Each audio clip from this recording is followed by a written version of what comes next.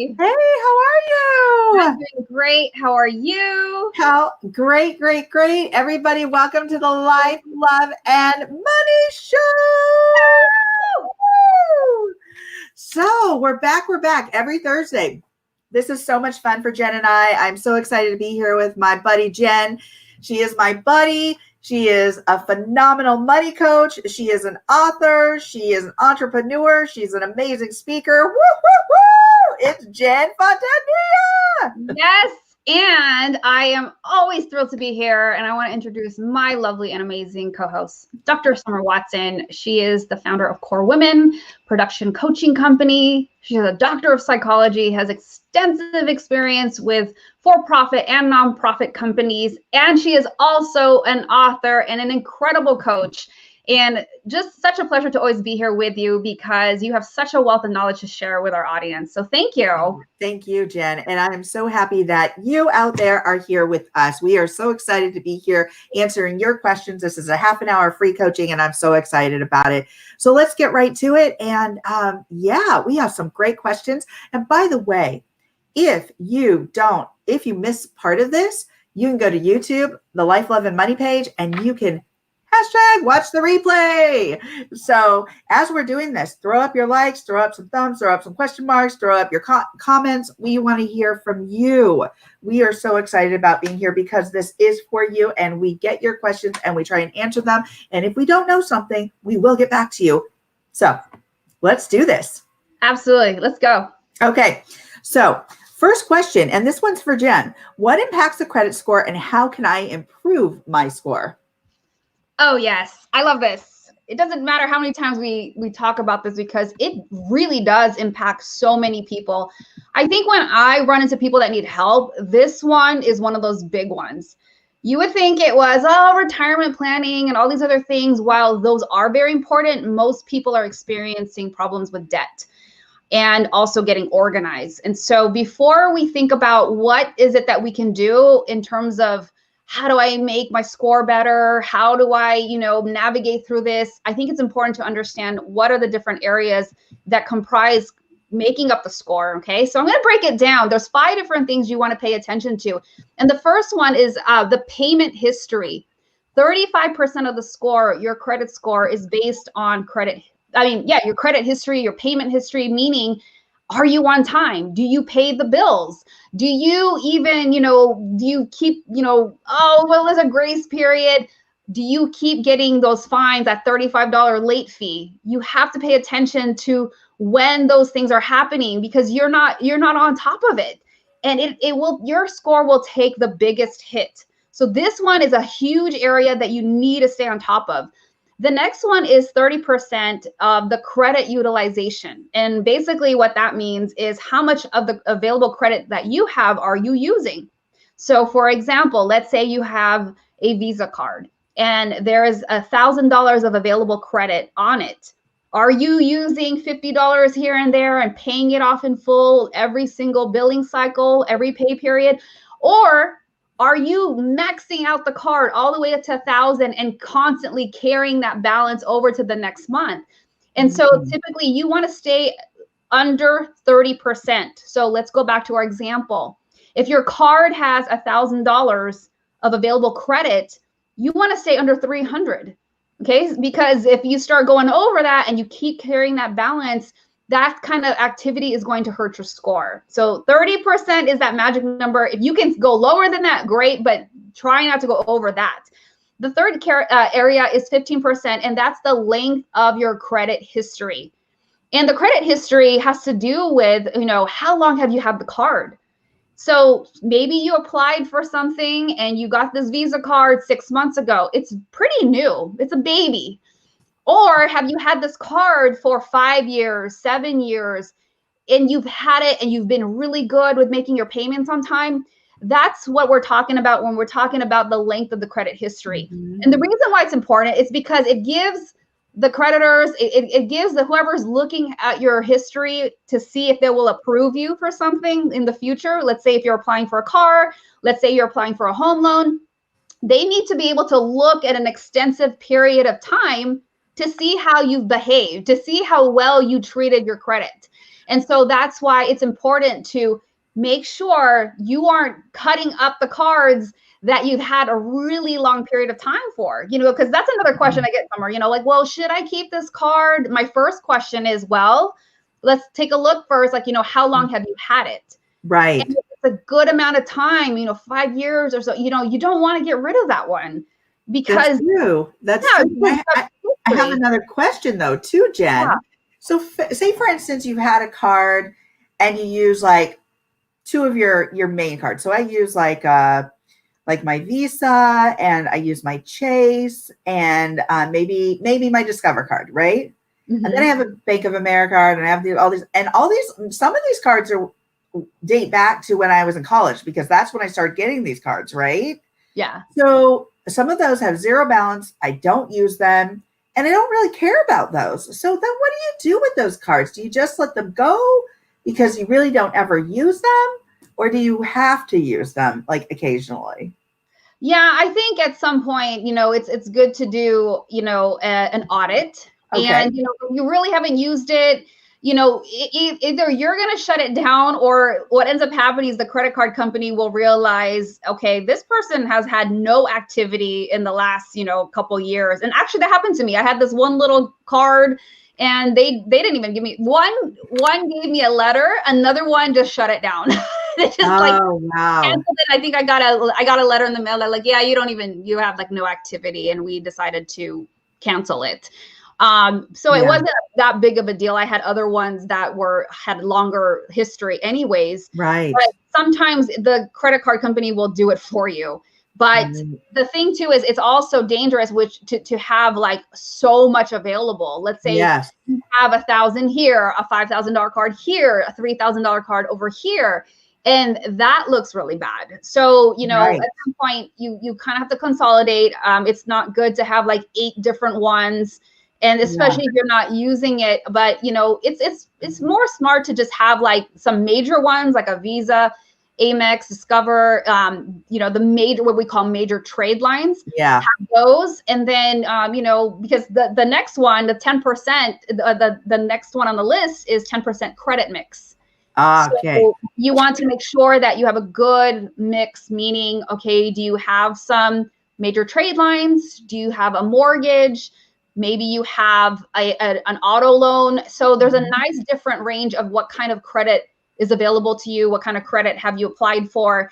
And, the other thing too to be careful of is, whenever we go to the store, we see these offers, or you hear these offers when you're at the checkout line, right? And then you're ready to check out. And then they're saying things like, hey, if you apply today, or do you have a card with us? Would you like to apply for a card and get 30% off all your purchases today? We hear that all the time. And so we have to be careful that we're not constantly, oh, let me sign up. I want the, because we're thinking, oh, discount. But you got to stop and think beyond that, because the last thing on the list is 10% new credit. And so if you're constantly applying for new credit, all these things that you do show up on this report. I almost said rap sheet, but it kind of is like a rap sheet, it tells you everything that you've done. Well, here's the thing about that. That is so true, because actually that can land you in some kind of financial prison, so to speak. If in fact you abuse your financial credit or your credit. So it can be you can feel very imprisoned by it, so to speak. Oh my gosh, you can feel like you can't get out from under it sometimes. So everything that you're saying here is just right on point. I love it. So 10% new credit. Yeah, because what ends up happening is you start applying for new credit. The credit card companies are going to see, or, because they all have to pull your history, because if you go and apply for a new one, they need to see like, hey, what's out there already? What's got your name on it already? How much credit do you already have out there? Right. And so you also have to pay attention to, are they going to do a hard or soft inquiry? And the ones that are a hard pull is going to be the one that affects your score. So it's also good to find out like, hey, is this going to be, a hard pull, soft pull? Yes. Is this going to hurt my score? You need to know, because let me tell you a crazy story. So like I have this prospect, and this was years ago. I think it was 2005. I'm recalling the house I lived in at the time.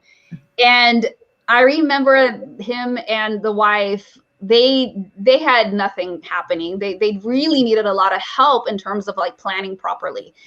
And so we started talking about the debt. Ooh. And he was one of those people, actually they were a prospect. They didn't become a client. He was one of those people you can tell they had an attitude, they had an ego, like I know better, my wife dragged me here, what is this all about, that kind of thing. And I'm sitting across the table like, okay, this is going to be one of those appointments. Right. So we get to the part about the credit cards, and he tells me, well, I don't have any debt. And I'm thinking to myself, like, wait a minute, what are you talking about? Like, you just told me you had like a Visa, and this. He's like, well, I don't pay. Oh, no, I'm sorry. He said, I don't pay any interest. And I said, well, what do you have cards in? And he said, or, what do you have? Yes. So he starts listing 10 things, 10 credit cards, right? Oh my gosh. And I'm thinking to myself, what are you talking about? Like, you're not paying any interest. And then it dawned on me, and this is what he was doing. And he thought he was so smart. He thought he was more brilliant than the credit card companies combined. He said, well, this is what I do.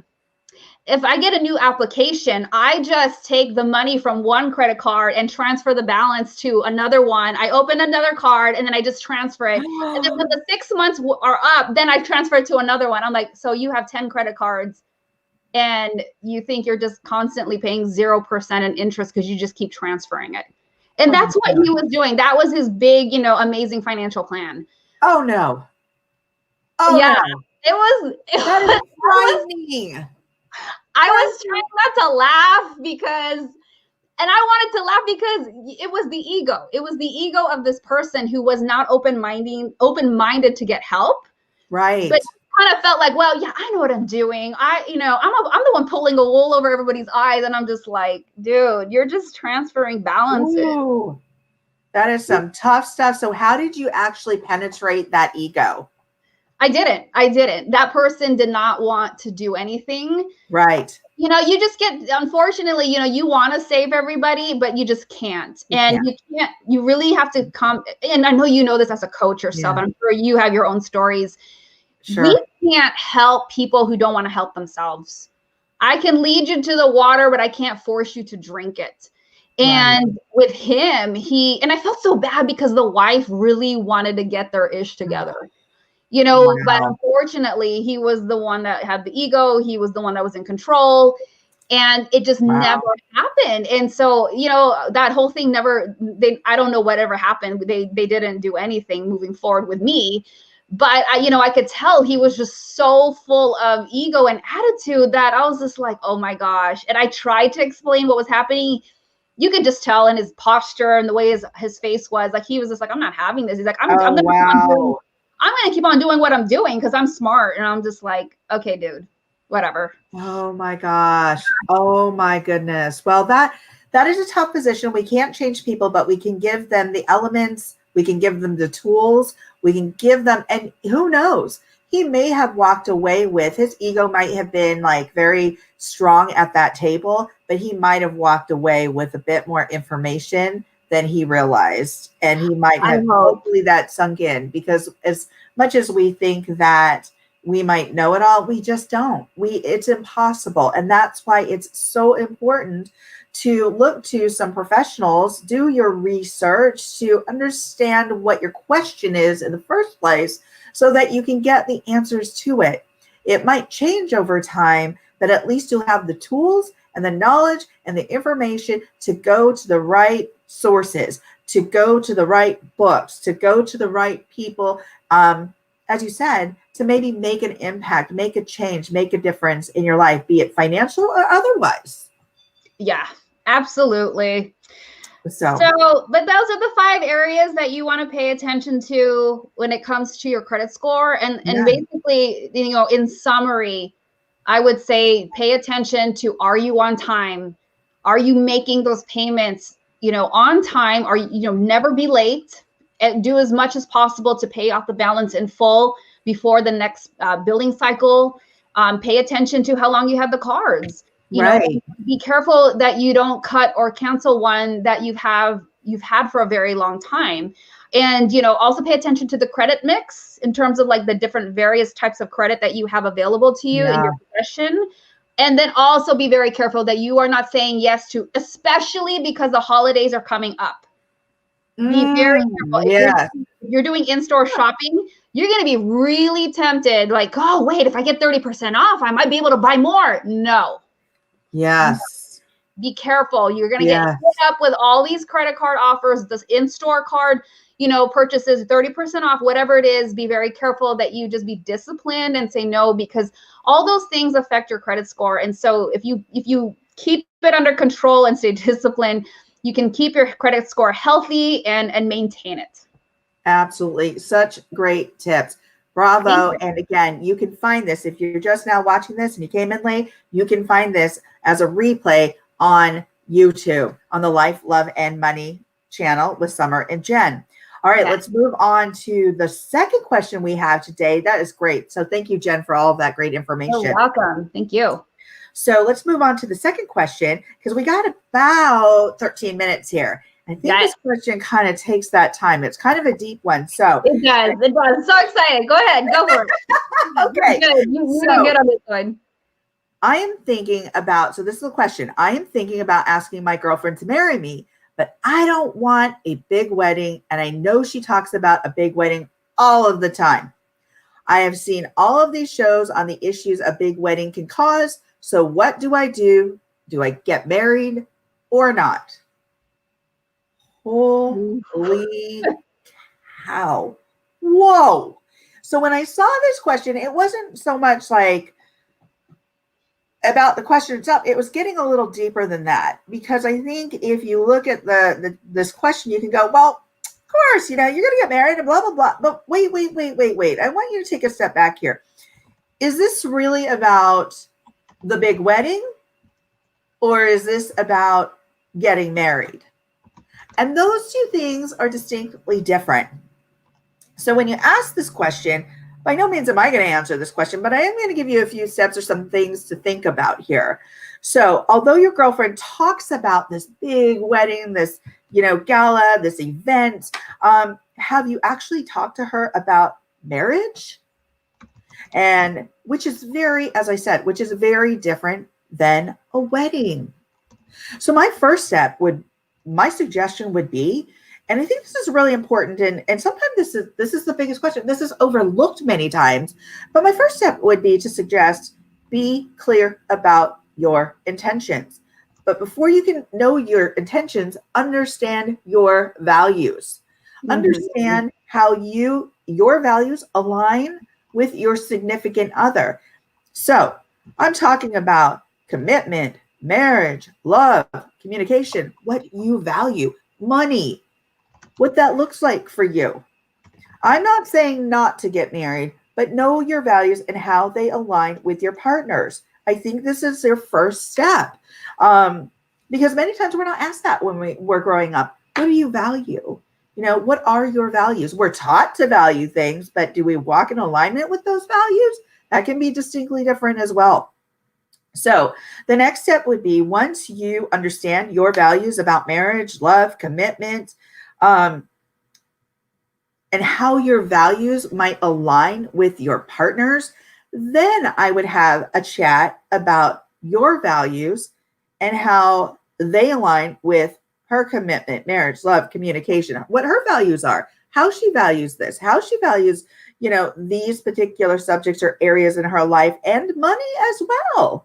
So we are taught to believe something about money. And that's not always how you look at money. So that would pertain to the big wedding part. So, but marriage is the commitment is the first thing you really want to get clear, and then your intention. And this will give you a better understanding of how you might work together as a couple. Then my next question would be to both of you. It would be, is the wedding a priority, or is the commitment the priority here? And I think that's a big, deep, juicy question. Okay, so is the wedding a priority? Is the event a priority or is the commitment? Because which one do you think lasts longer, Jen? Oh my gosh, the commitment. That wedding is it's not even a whole day. I mean, okay, let's set aside the fact that some people do like a 3-day getaway, destination one, but the wedding itself is a few hours. But absolutely, Summer, the commitment, marriage is the lifelong commitment. Commitment. Yes. And so what that means is what's going to make that easier is understanding your values, how that aligns with your partner, your loved one, the one that you're communicating with every day. How do they do that? What do they value the things that you value? It's just like going into a job, asking them, hey, by the way, what's your mission? What are your values? You ask a job, but you're not asking your partner, maybe your lifelong partner. So you're asking a job. Why you ask this? Because you want to see if that aligns with your value system, because it's going to lead to longevity with that company. Well, you want to do the same with your partner. You want to understand their values. Why? Because that's going to be the basis for your relationship, the basis for where you jump from, for where you pivot from, where you change, where you understand one another. So understanding each other's values is so important. So once you've addressed these foundational issues, you can move on to the subject of wedding. You may even at that point, I think just the communication and the result of understanding each other and whether the priority is a commitment versus a wedding is the foundational issue. And that will be key to whether or not you will actually move forward with a proposal and a wedding. Honestly, I mean, you might be enlightened just by having this conversation. So I know this may seem like somewhat of a hard line because people are like, no, but we're already invested. We're getting married. Well, okay, this might be a little bit of a hard line here, as I'm saying, but the foundation and the importance of that is when you're considering a big commitment. The foundation is important. So I will continue to go back to this in many of my questions that it comes down to your values. It comes down to partnering. When you partner, understanding their values. It's kind of like I had a friend, and I love this. So she tells me, I actually sat down before I got married with my partner that I was committed to, and I had a checklist. And I went down that checklist. What do you think about religion? What do you think about kids? Mm-hmm. What do you think about money? What do you think about, and she went down this checklist because she was very serious. And she said, I needed to make sure that we aligned in much of this. Not every aspect, Wow, but much of love this. it. And I was like, wow, that is really cool. I love that you did that, because many of us don't. We forget to talk about these really critical aspects of commitment, of relationship. It comes way before the wedding, and definitely the commitment is so much more important than the event. The event is a milestone, and I know that this is important to so many. And the milestone can be created on a budget. It can be saved for. It can be, there's so many things you can do to create a beautiful wedding. Which then I would ask Jen, what would somebody do if they align, they understand their values, they're able to communicate well, they still want a big wedding?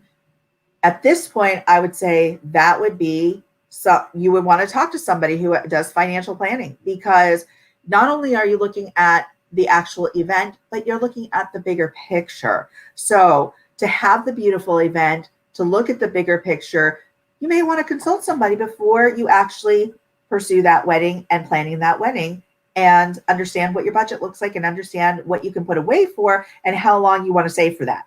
So what would you say, Jen, to that?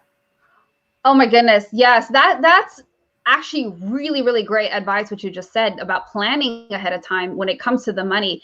When there's a wedding, this is a wedding is a big ticket item. Yes. I mean, in some cases, bigger than you buying a new car.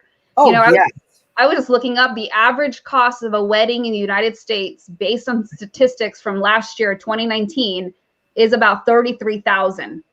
That's the average. So God knows what it is on the higher end. Did you just say 33,000? Yeah, that's the average. I mean, but I've seen people spend six figures. Oh yeah. and these are not celebrities. And, you know, I think it's so important to do the budgeting because here, oh, I just thought of something too, Summer. Yes. Yes. A lot of people will like, well, I want to do it in the summertime because I want a destination one and I want it on the beach. Yes. We're basing it on the weather, the destination, but how come it just seems like more of us need to think about why aren't you basing it based on how long it's going to take you to save to pay for that thing? Yes. And so a lot of planning in terms of the financial side is overlooked. Yes. And it's so important because you're right, Summer. There's this, I think I remember I went through a divorce. And so I remember going through the planning stage myself. Yes. Luckily, I was able to do a lot of it myself because I'm a designer. So I was able to save in that. And I saved, I put away all the deposits. I saved up for cash with cash to pay all my vendors. And so, so I was able to do it that way. Right. But at that time, I was starting to notice this trend in the industry and amongst people getting married. They were starting to get crazy. I felt like there was this comparison. Oh, well, this is the cake. And then I'm going to have a groom's cake. And then I'm going to, you know, these are all the little gifts I'm going to make my bridesmaids. I mean, I'm not saying anything is wrong with that, but what I am trying to bring to the table is that you got to understand all this stuff costs money. Yeah. And if you're barely trying to gather a few people together for your wedding, all those little things, because, you know, it adds up. And I think so often people are getting caught up what they see in society, on TV, you know, The Bachelorette, and I mean, all these TV shows that, and everything, social media has all this influence and Pinterest pins and everything. And then you're trying to, and you're trying to create this multi-million-dollar wedding and you got like $1,200 saved up. Right. And so the reality of things needs to, you know, come back down to earth and like, that's fine. If you want to do it, be realistic about how you're going to spend the money. How are you going to save up for it? But also, you also have to take a step back because Summer said, this is a commitment. The wedding is a one-time event. Right. And if you don't stop to think about we talked about this, opportunity cost. Opportunity cost.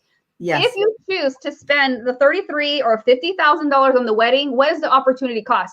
Maybe you can't buy that new house. Maybe you won't be able to put the down payment for that house, or you know, take a really crazy, you know, honeymoon or whatever. You have to think about how much further it's going to set you back in terms of your retirement and your future planning. So critically important to think about the money side of things. Oh, absolutely. Thank you so much for adding that layer, Jen, because I think that's so important when we talk about such big decisions. But again, I will continue to go back, as I said earlier, to the value and to understanding what your value is when you come into such a commitment, but understanding your own personal value before you get to that commitment, because if you intend to propose or if you intend to have this commitment, what does that look like? What does the perception for that other person look like in regards to a wedding, a big wedding, a smaller wedding, doing a wedding, a lovely wedding on a budget? I mean, again, that has to do with your own values. And you might be shaking your head like, I don't want to have that big wedding. But before you step into that, even that forum of or that conversation, those thoughts, understand your own value, understand what that other person's value is, have those conversations, because that's going to tell you a lot about what's going to happen down the road when you do buy a house. Do they put value into investing? Do they put value into buying their own home or renting? I mean, that makes a big difference because there are people who just want to rent. There are people who want to buy 2, 3, or 4 houses that they want to save a certain way. They don't turn on the heater when it gets below, you know, I need to save money. I'm serious. There are some very interesting things I've come across over time where relationships come into issues because of small things like he doesn't want me to turn the heater up to 70 degrees. He wants to keep it down so we don't run up the bill. But yet you're freezing all the time. Yep. But you're freezing all the time and he wants you to walk around in a blanket. So, you know, these values of love, commitment, understanding, communication, so important to figure out before you even go to the whole idea of proposal and wedding. So with that, I'm not saying not to get married. I'm just saying there could be a bit more planning and understanding. So with that, we have reached our 31-minute mark. Well, it's actually a 30-minute mark. We've gone over. And of course, this is 30 minutes free coaching. So what we want you to do, again, is submit your questions. Submit your questions to us on Facebook. Submit your questions to us on our page, our Twitter page. Submit your questions to us on YouTube. Make your comments. Leave a review. Please, please, please. We want to hear from you. Thank you so much. And again, thank you, Jen, for joining me here today on the Life, Love, and Money Show. And we'll be back next Thursday. Yes. Did you want to do the nugget for the day? I love your nugget. Yes, let's do the nugget. I'm going to let you go first. All right. Hang on. We're going to play our little intro for that. Okay.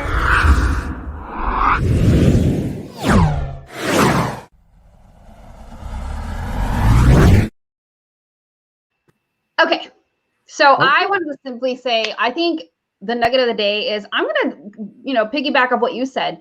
I think it would be a really good task if the nugget of the day would be for all of you. I challenge you to really sit down and write 3 values, because I think a lot of us don't even take the time to sit down and think about those things. And I think regardless if you are single, you're married, you've been married for 2 decades, whatever the case may be, I think sometimes we lose perspective, and it's so good and healthy for you to just sit down and even do an audit, do a reevaluate where you are today and what do you value, because without that value, we've talked about this extensively in past episodes, without knowing what your values are, how do you know what's guiding you? And so I want to challenge you to just, take Summer's advice and to just really sit down and reevaluate what are your values, and maybe you've never thought about it. This would be a great time to do it. How about you, Summer? What's your nugget of the day? Oh my God, I love that. Thank you for that. You're I welcome. think it's so important. All right. I actually worked with a client. We talked about the same thing today, and how she's going to take away that guidance you just gave. She's going to go and find out her list of values and her why. So my little nugget for today is start your day with gratitude. Oh, yes. So think about what you're grateful for. Every day, one thing, one person. Think about what you're grateful for and just go with that. Go with that feeling. Understand what gratitude is, because we all have a moment. The moments that we're given, we are grateful for. I am grateful for the hours that I am given every day. The fact that I can wake up, get up, put my feet on the ground, that's gratitude. I'm thankful for that. So just think about one thing each day to start your day off with some gratitude. Love it. Thank you so much for closing us out with that nugget for the day. Absolutely. Thank you, everybody, for sharing this time with us on the Life, Love, and Money Show with Summer and Jen. Thank you, and we'll see you next Thursday. Take care. Bye. Bye. Thank you for watching the Life, Love, and Money Show with Summer and Jen. Dr. Summer Watson is the owner of the production and coaching company Core Women, LLC, is a doctor of psychology, has a depth of experience working in both for-profit and nonprofit in human services and mental health, is a professional coach, seminar host, documentary film producer, and an author.